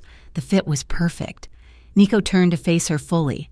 He lifted his other hand and gently tilted her chin up. His eyes searched hers, asking a question, seeking permission. Ava did not pull away. She leaned in. When he kissed her this time, it was not like the desperate collision in the warehouse parking lot. It was slow. It was unhurried and deliberate. It was a savoring. His lips moved over hers with a tenderness that made her knees weak. It was a kiss that promised safety. It was a kiss that claimed her, not as property, but as a partner. Ava sighed into his mouth, her body softening against his. She felt the tension leave him, felt his shoulders drop as he wrapped his arms around her, pulling her into the shelter of his body. They moved together, guided by instinct and emotion. They backed slowly from the cold balcony into the warmth of the living room, never breaking the kiss. Ava's hands moved up his chest, feeling the steady, heavy thump of his heart beneath the cotton of his shirt. She traced the line of his collarbone, the strong column of his neck. She wanted to be closer. She wanted to erase the distance the world kept trying to put between them. Nico's hands spanned her waist, his thumbs stroking soothing circles against the fabric of the oversized shirt she wore. He treated her as if she were made of glass, precious, fragile, and infinitely valuable. They reached the large leather sofa. Nico sat down, pulling her with him until she was straddling his lap, facing him. The position was intimate, suggestive, but the moment remained tender. The room was lit only by the city lights outside, casting long, soft shadows over their entwined silhouettes. Nico pulled back slightly to look at her. His eyes were dark pools of adoration. He ran his knuckles down her cheek. "Are you sure?" he whispered. Ava nodded. "I am sure. I am not going anywhere." She leaned her forehead against his. They sank back against the cushions, wrapped in each other's arms. The kisses grew deeper, lingering. Speaking of trust that had been forged in fire, there was no rush to undress, no frantic need to consummate. There was just the overwhelming relief of being held, of being known, and of being loved. As the night wore on, the sounds of the city faded to a distant hum. They lay together on the couch, limbs tangled, whispering into the darkness about everything and nothing, until exhaustion finally claimed them. Morning sunlight poured through the floor-to-ceiling windows, bright and unforgiving. Ava stirred, blinking against the glare. For a moment she did not know where she was. Then she felt the heavy weight of an arm draped over her waist. She felt the warmth of a solid body pressed against her back. She froze, then relaxed. She shifted carefully. Nico was asleep beside her. His face, usually so guarded and intense, was relaxed in slumber. He looked younger. He looked peaceful. Ava watched him for a long time. She remembered the terror of the bridge. She remembered the way he had looked at her on the balcony. She realized then that there was no going back to Zelosen. There was no going back to her old life of safe choices and lonely nights. She was all in. She was in love with a crime boss who was trying to change the world.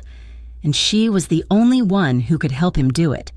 Her heart and her future were now inextricably linked to the man sleeping beside her. Nico shifted, his arm tightening around her instinctively, even in sleep, pulling her closer. Ava closed her eyes and rested her head on his chest. Let Martin come. Let the Serrano crew try. They were ready. The collapse of an empire does not happen all at once. It happens in fractures, small hairline cracks that spread until the foundation gives way. For the Moretti Protection Group, those cracks were appearing daily, and they were getting wider. It had been 3 weeks since Ava Lynn moved into Nico Moretti's penthouse, and in that time, the city of Brookmont had turned into a chessboard where every move Nico made was countered by a hidden hand, a construction site in the Navy Yard, a lucrative contract that paid for half their legitimate payroll, was raided at dawn by a swarm of city inspectors, accompanied by unmarked sedans. They found code violations that had not existed the day before, shutting the project down indefinitely. 2 nights later, 3 of the nightclubs under Moretti protection were hit. This time, it was not the police. It was a group of men in ski masks who smashed up the bars, terrified the patrons, and vanished before Nico's security teams could respond. The message was clear. Nico Moretti could no longer guarantee safety. Ava sat in the secure war room of the penthouse, listening to the reports coming in over the encrypted radio. She could feel the tension in the room, thick and suffocating. Marco, Nico's head of security, was pacing the floor, his face dark with frustration. "They are saying you have lost your edge, boss," Marco said, his voice low but audible. "The word on the street is that the Serrano crew is walking all over us because you are distracted. They are saying you have gone soft." Nico stood by the window, staring out at the gray skyline. He did not turn around. "Let them talk," Nico said. "It is not just talk. Nico," Marco pressed, "we are losing guys. 2 of the drivers quit this morning. They do not think you are willing to do what needs to be done anymore. They think you are too busy playing house to fight a war." Ava flinched. She was sitting in the corner with her laptop, pretending to analyze data, but the words hit her like stones. She was the distraction. She was the reason Nico was hesitating, trying to keep things clean, trying to transition to legitimacy while wolves were tearing at his door. Nico turned slowly. His face was a mask of dangerous calm. "If anyone wants to leave, let them," Nico said. "But if they stay, they follow my orders. And my orders are that we do not strike back blindly. We find the source." Marco shook his head and walked out, slamming the heavy door behind him. Ava closed her laptop. The guilt was a physical weight in her stomach, heavy and sour. She stood up and walked over to Nico. He looked tired. The lines around his eyes were deeper, and there was a permanent tension in his shoulders that even her touch could not massage away. "They are right," Ava whispered. Nico looked at her, his expression softening instantly. "No, they are not. They are used to the old way. Blood for blood. That is how my father did it. And that is why he died young. I am playing a longer game." "But you are losing," Ava said. "Because of me. Because Martin is using me to get to you." Before Nico could answer, Ava's phone buzzed on the table. She glanced at the screen. It was Sarah, her old friend from Zealison. Ava had not spoken to her since the night at the club. Afraid of dragging her into this mess, she picked it up. "Sarah?" "Ava. Thank God." Sarah's voice was breathless, panicked. "You need to listen to me. I do not have much time. Martin was in the break room today. He was bragging to the CFO. "Bragging about what?" Ava asked, gripping the phone. "He has been meeting with the district attorney's office," Sarah said. "He is handing over evidence, Ava, but it is all edited. He has logs showing you accessing the proprietary servers at 2 a.m. He has emails sent from your account to competitors. I never sent those," Ava said, horror washing over her. "I know," Sarah said, "but they look real. He's painting a picture." "Ava, he's telling them you were a disgruntled employee who stole trade secrets and sold them to a criminal organization out of spite. He's setting you up as the mastermind.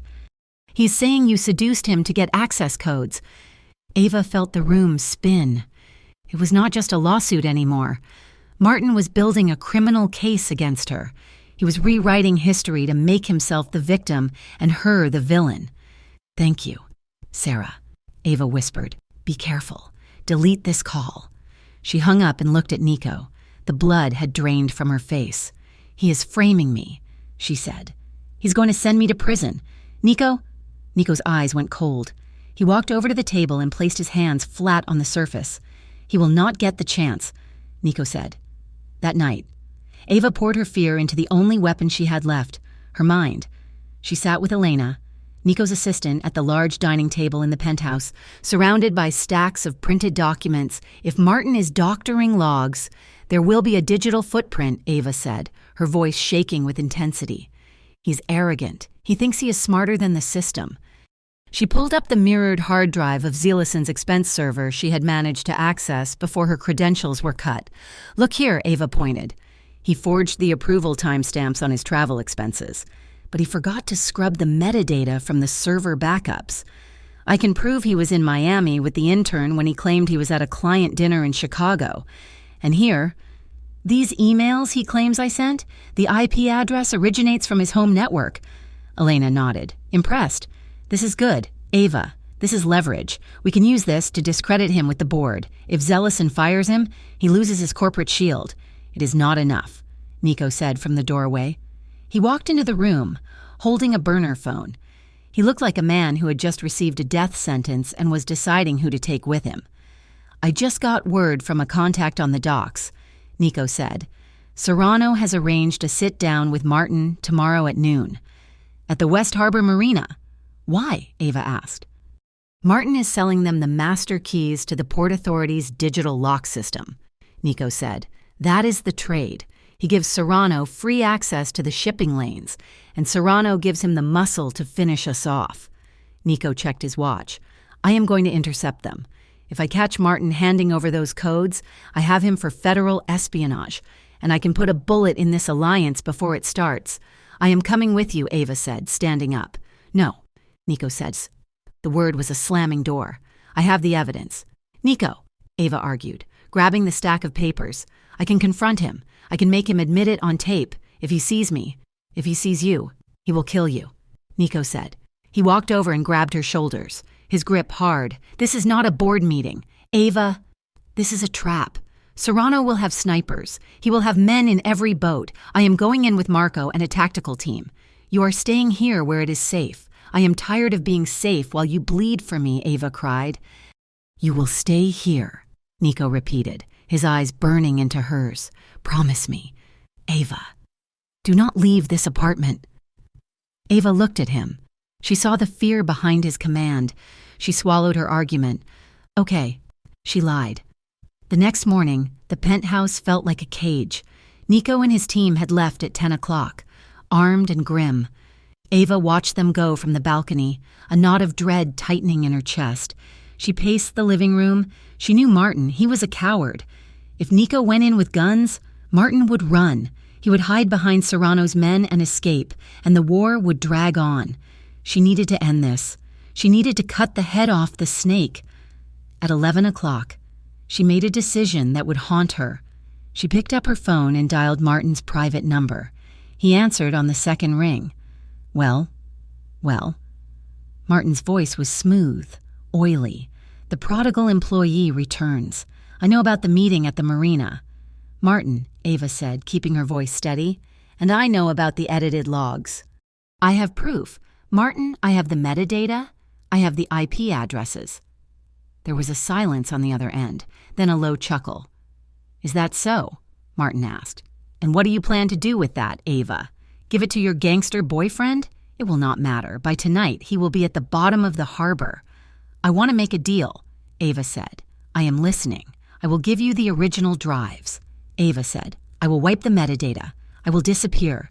You drop the investigation and you call off Serrano. Martin hummed. A tempting offer. But why should I believe you? Because I do not want Nico to die, Ava said. And for once, she was telling the absolute truth. Meet me, Martin said. There is a cafe on 4th Street, the Roasted Bean. It is public. It is crowded. Bring the drive. Noon. Ava hung up. She wrote a note for Elena, grabbed the USB drive containing the evidence, and slipped out of the penthouse service entrance, bypassing the guards who thought she was still in her room. The Roasted Bean was bustling with the lunchtime rush. The smell of roasted coffee and baked goods filled the air, a stark contrast to the danger Ava felt pulsing in her veins. She sat at a small table near the window, her hand clutching the USB drive in her pocket. She had her phone recording in her purse. Martin walked in 5 minutes late. He looked impeccable in a navy suit, looking every inch the successful executive. He spotted her and smiled, sliding into the chair opposite her. You look tired. Ava, Martin said. Rough life. Running with criminals? Cut the act. Martin, Ava said. I have the drive. Call off Serrano. Martin looked at the drive she placed on the table. He reached for it, but Ava covered it with her hand. Call him, she demanded. Martin sighed. He looked around the cafe, then leaned in. I cannot call him from here. Ava, my reception is terrible. But my car is just outside. We can use the satellite phone. I am not going to your car, Ava said. Martin's smile vanished. His eyes went hard. Look around. Ava, do you see those 2 men by the door? The ones in the leather jackets? Ava glanced over without turning her head. 2 large men were standing by the exit, blocking the path. They are with Serrano, Martin whispered. If you do not walk out of here with me, quietly, they will come over here and drag you out, and they will hurt a lot of innocent people in the process. Ava's heart hammered against her ribs. She'd walked right into it.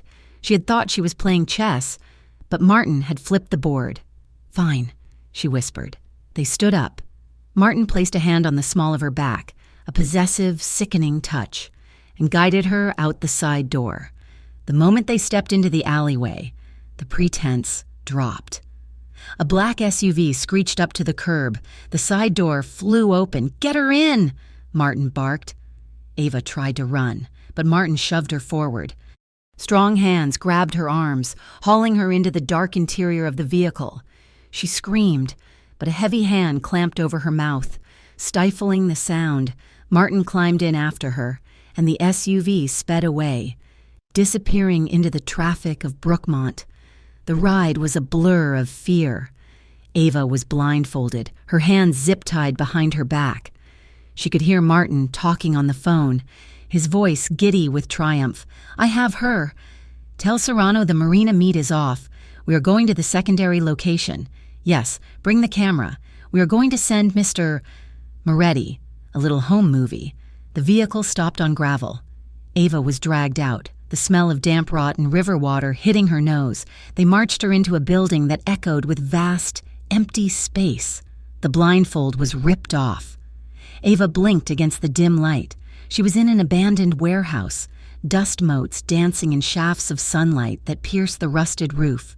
She was pushed into a wooden chair.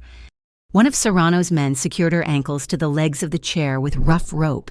Martin stood in front of her, beaming. Beside him stood a man Ava recognized from Nico's files, Hector Serrano. He was older, with silver hair and a face that looked like it had been carved out of granite. "So this is the girl," Serrano said, his voice a gravelly rasp. "Pretty. I can see why Nico is stupid for her." "She is more than that," Martin said, pacing around her. "She is smart, too smart for her own good. She thought she could outmaneuver me." He leaned down, his face inches from hers. "You should have stayed in your cubicle. Ava, you should have just approved the affair. But no, you had to have morals. You had to choose a thug over a respectable job." "I chose a man," Ava spat, her voice shaking but defiant. "You are just a monster in a suit." Martin slapped her. It was a sharp, stinging blow that snapped her head to the side. Ava tasted blood. Serrano chuckled. "She has spirit." "Nico will pay a high price for her. Record the message," Serrano ordered. Martin held up a phone. "Tell him, Ava. Tell him to surrender his territories. Tell him to hand over the port contracts. Or we let Mr. Serrano's men have their fun with you before we dump you in the river." Ava stared into the camera lens. She thought of Nico. She thought of the way he looked at her on the balcony. The vulnerability in his eyes. "Don't do it, Nico," she said clearly. "Do not give them anything. Burn them down." Martin cut the recording with a curse. "We will edit that part out," he muttered. "Send it. At the marina." Nico Moretti stood on the dock, staring at the empty slip where Martin was supposed to be. His phone pinged. He looked down. He watched the video. He saw the bruise forming on Ava's cheek. He saw the fear in her eyes and the fire. Nico went very still. The rage that filled him was not hot. It was absolute zero. It was the absence of all mercy. He looked up at Marco. "They have her," Nico said. His voice was so quiet the wind almost carried it away. Marco's face went pale. "Boss." "They took her to the old textile factory in the flood zone," Nico said. "I recognized the roof beams in the background." He turned to his men. 30 heavily armed security contractors stood waiting for his command. They saw the look on his face, and they straightened. The rumors of him going soft evaporated in that second. This was not a man who was distracted. This was a man who was about to unleash hell. "Kill everyone," Nico said. "Everyone?" Marco asked. "Everyone who is not Ava," Nico clarified. "No one walks away. Not Serrano. Not Martin. We end this today." Back in the warehouse, the waiting game had begun. Martin and Serrano were arguing in the corner about the split of the territories they expected to win. The guards were relaxed, smoking cigarettes near the loading bay doors, confident that they held all the cards. Ava sat alone in the center of the room. Her cheek throbbed, her wrists burned against the plastic ties, but her mind was clear. She watched the guard nearest to her. He walked a circuit every 4 minutes. He checked his phone every time he turned the corner. She began to work her wrists. The zip ties were tight, but she had small hands. She twisted her thumbs, ignoring the pain as the plastic bit into her skin. She focused on the memory of Nico's hands on her waist, his voice telling her she was in control. "I am not a victim," she told herself. "I am a risk and ethics consultant, and this is just a problem to be solved." She managed to snag the loop of the zip tie on a protruding nail on the back of the wooden chair. She began to rub it back and forth. It was slow work. She watched Martin. He was laughing again, drinking from a flask. He looked so sure of himself. "You have no idea," Ava thought, the friction of the plastic against the nail sending a vibration through her arms. "You have no idea what is coming for you." She closed her eyes for a second, summoning Nico's face. "Come on, Nico," she whispered into the silence of her mind. "Come and get me." The sun dipped lower, casting long, blood-red shadows across the warehouse floor. The tension in the air was electric, a gathering storm waiting to break. Ava felt the zip tie give way slightly. Not a break, but a weakness. She took a deep breath. She kept her hands behind her back, feigning helplessness. She waited. The explosion, when it came, would be deafening. But for now, there was only the sound of her own heartbeat, counting down the seconds until the war arrived. The river district was swallowed by a heavy, suffocating darkness. The only light came from the distant industrial glow of the city skyline, reflected in the oily black water of the river. A convoy of 4 matte black SUVs moved silently down the cracked asphalt road leading to the abandoned textile warehouse. There were no headlights. The drivers navigated using night vision, the tires crunching softly over gravel and debris. Inside the lead vehicle, Nico Moretti sat in the passenger seat. He was checking the magazine of his sidearm for the 3rd time. His face was a mask of granite, devoid of any human emotion save for the terrifying intensity in his eyes. Beside him, Marco drove with white-knuckled focus. "Cut the engine at the perimeter," Nico said, his voice low. "We go in on foot. We breach on my signal. Remember the rules. Martin and Serrano are targets, but Ava is the priority. If there is a clear shot, you take it. If she is in the line of fire, you hold." Marco nodded. "Understood. Boss, inside the warehouse, the air was stale, smelling of rust and old damp wood." Ava Lynn sat in the center of the vast, empty floor, tied to a wooden chair. Her wrists were raw where the plastic zip ties bit into her skin, and her cheek throbbed from where Martin had struck her. But she was not crying. She was listening. She focused on the rhythm of the guards' footsteps. There were 6 men in the room. 2 by the loading bay doors, 2 near the catwalks, and 2 standing guard over Martin and Serrano. Martin was pacing back and forth, his expensive shoes kicking up dust. He looked manic, sweat beading on his forehead despite the chill in the air. "We should move her," Martin said, his voice echoing in the cavernous space. If Nico tracked the phone, he could be on his way. "We need to get her to the safe house in the city." Hector Serrano sat on a crate, cleaning his fingernails with a knife. He looked bored. "Relax, Cleary," Serrano said. "My men have the perimeter secured. If Moretti shows up, we will see him coming a mile away. Besides, the girl is heavy. I say we finish it here." Martin stopped pacing. "What do you mean, finish it?"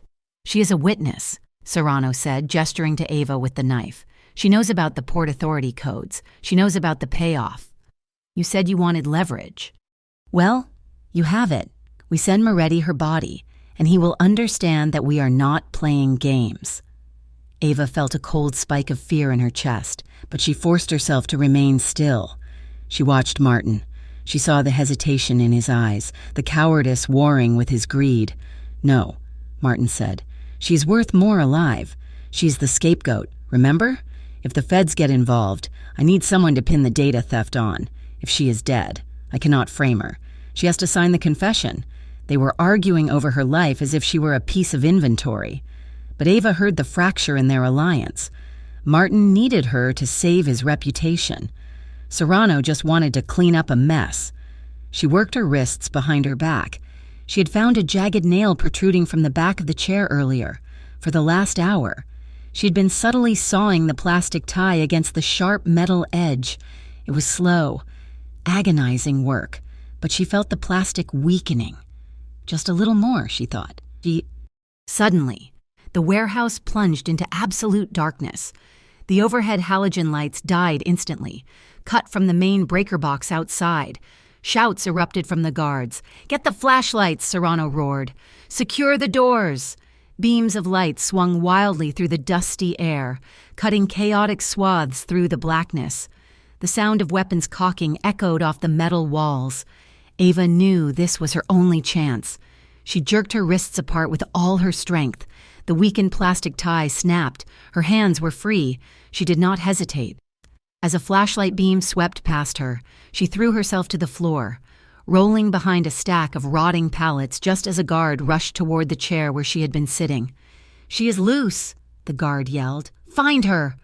Ava scrambled on her hands and knees, the rough concrete scraping her skin. She needed a weapon. Her hand closed around a heavy, splintered leg from a broken table.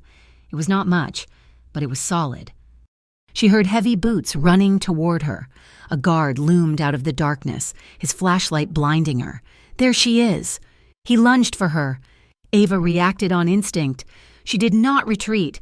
She swung the table leg with both hands, driving it into his shin with a sickening crack.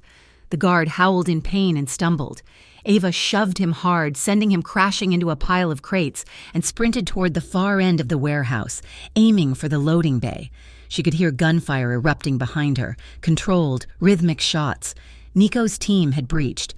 Ava ran, her heart hammering in her throat. She saw the outline of the loading bay door. She was almost there. A hand shot out of the shadows and grabbed her hair. Ava screamed as she was yanked backward. She lashed out, scratching and kicking, but the grip was iron. An arm wrapped around her throat, choking off her air. "Got you, you little traitor," Martin hissed in her ear. He dragged her backward, spinning her around as the emergency floodlights flickered to life, bathing the warehouse in a dim, orange gloom. Martin pressed the cold barrel of a gun into her side. "Nobody move!" Martin screamed, his voice cracking with hysteria. "Or I swear to God, I will kill her." The shooting stopped. Silence descended on the warehouse, heavy and thick. Nico stepped out from behind a concrete pillar 20 feet away. He held a pistol in his right hand, aimed steadily at Martin's head. His suit was dusty, his hair wild, but his hand was rock steady. "Drop it." "Martin," Nico said. His voice was not a shout. It was a flat, deadly command. "Stay back," Martin shrieked, tightening his grip on Ava's throat. Ava clawed at his arm, gasping for breath. She looked at Nico. She saw the rage in his face, terrible and cold, but beneath it, she saw a naked, terrifying fear. He was looking at the gun pressed to her ribs. He was calculating the odds, and for the first time, he did not like them. Serrano stepped up beside Martin, aiming his own weapon at Nico. 3 of Serrano's surviving men flanked them. Nico's crew fanned out in the shadows, weapons raised, a Mexican standoff in the dust. "You lose." "Moretti," Serrano sneered. "Put the gun down, or the girl bleeds." Martin laughed, a high, breathless sound. "Look at you," Martin taunted, "the big bad wolf. You risked your whole empire for this? For her? She belongs to me," Martin yelled, shaking Ava like a rag doll. "She owes me. I gave her a job. I gave her a career. And she thinks she can just walk away? She thinks she can sleep with the enemy, and I will not collect what is mine." Ava felt a surge of cold fury cut through her panic. She realized then that Martin was not just talking to Nico. He was trying to justify himself.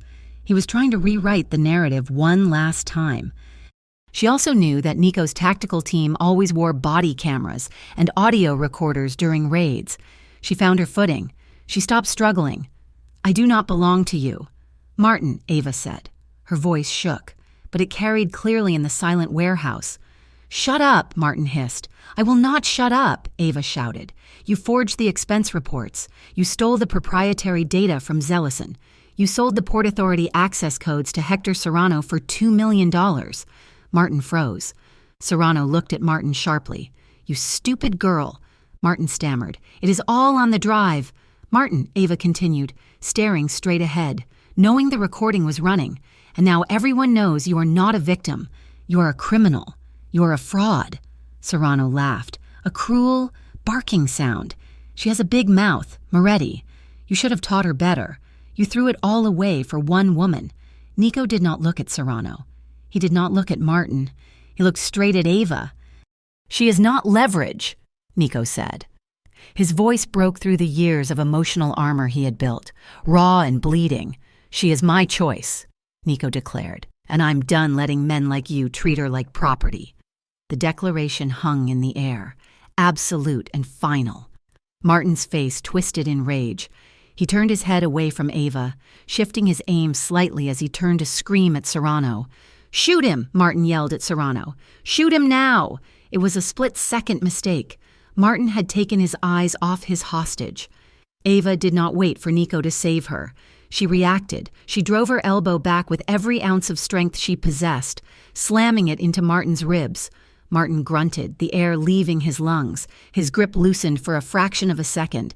Ava dropped. She threw herself toward the concrete floor. Bang! The sound of Nico's gun was deafening. The bullet did not hit Martin in the chest. It struck his right hand, the one holding the gun. The weapon spun away into the darkness in a spray of red mist. Martin screamed, clutching his shattered hand, and fell to his knees. "Drop it!" Marco roared from the flank. Serrano turned to fire, but he was too late. A second shot from one of Nico's lieutenants struck Serrano in the shoulder. Spinning him around, he dropped his weapon. Nico was moving before the echo of the shot had faded. He vaulted over a crate and sprinted toward Ava. Ava was scrambling to get up, but Nico was there. He slid to his knees beside her, shielding her body with his own, his gun still trained on the writhing form of Martin Cleary.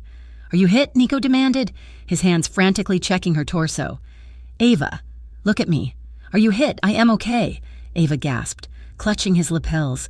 "I am okay."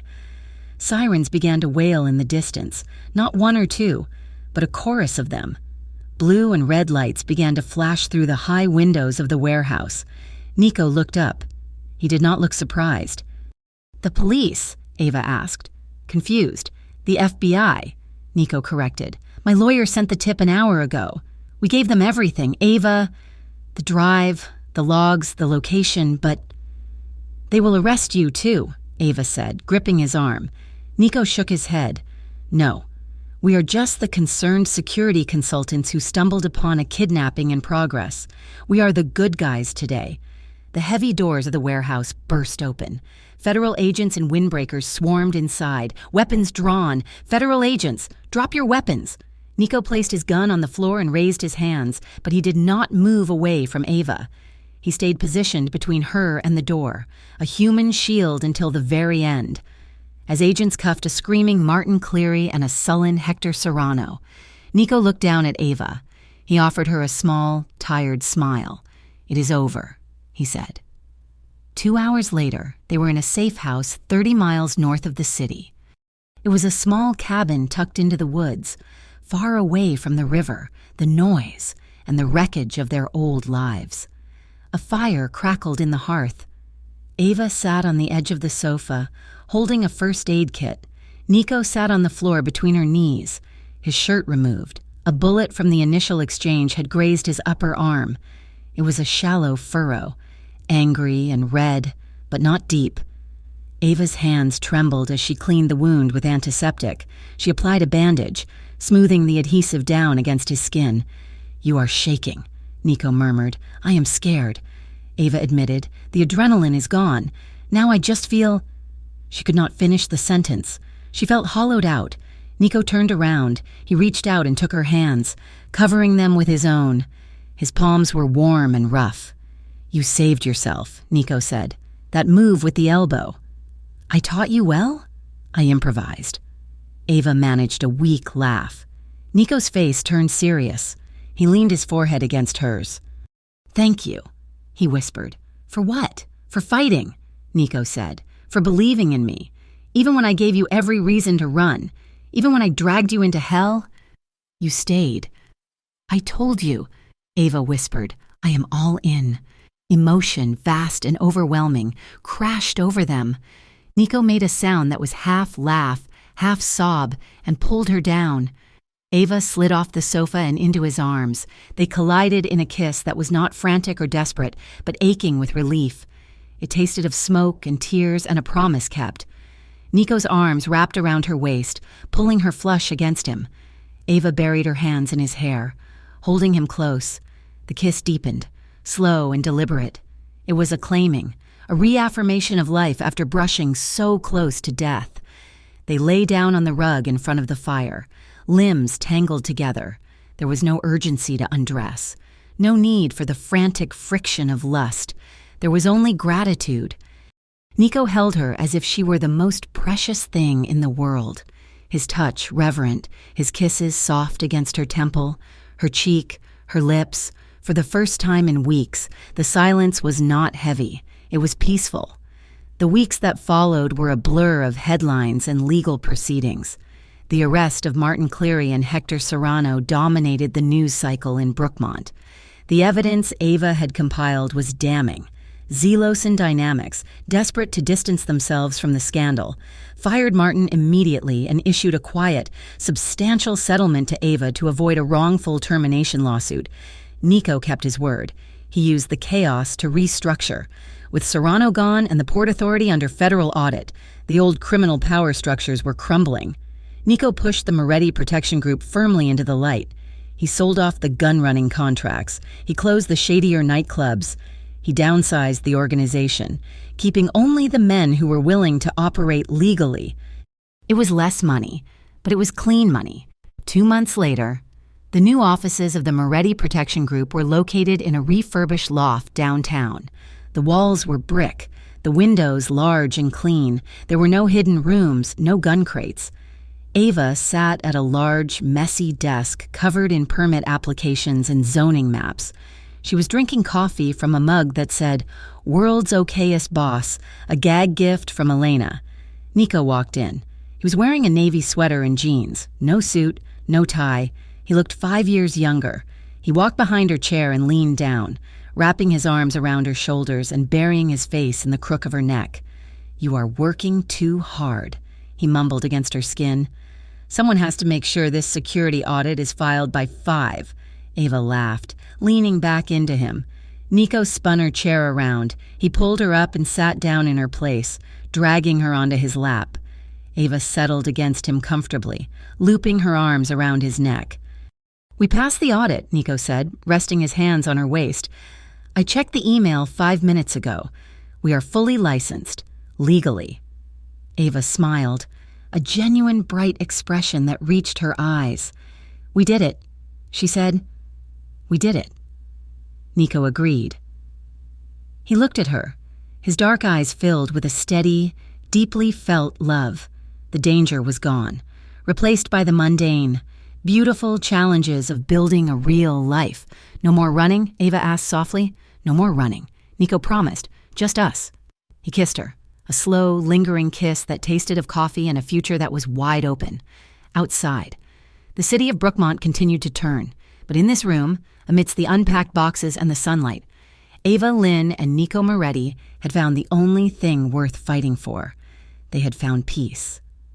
Thank you so much for listening to this story. Approve my affair. Her boss demanded, Mafia boss entered. She works for me now, not you. It has been a journey of danger, betrayal, and a love that fought its way out of the darkness. I would love to hear from you. Please leave a comment below telling me where you are listening from. It is always amazing to see how far these stories travel. If you enjoyed Ava and Nico's journey, please subscribe to Mafia Romance Stories and share your thoughts in the comments. Your support means the world and helps us bring more of these passionate stories to life.